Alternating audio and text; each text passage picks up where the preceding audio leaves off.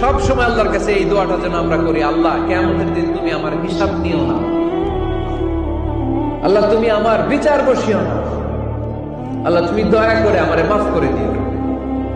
আল্লাহ যার বিচার করবেন ও জাহান্নামে যাবে, আর যার বিচার করবেন না সে জান্নাতে যাবে।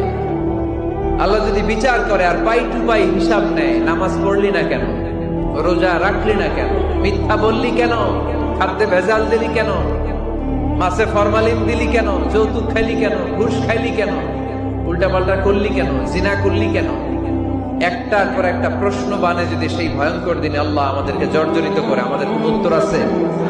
সেদিন আমাদের বাঁচার কোন উপায় আছে? তাই আমরা সবাই আল্লাহর কাছে দোয়া করবো, আল্লাহ কোন বিচার টিচার মানি না, কোন বিচার করতে পারবো না, দয়া করবা। কথা কয় না? কি করবে? এবার আওয়াজ করে বলেন, বিচার চান না দয়া চান?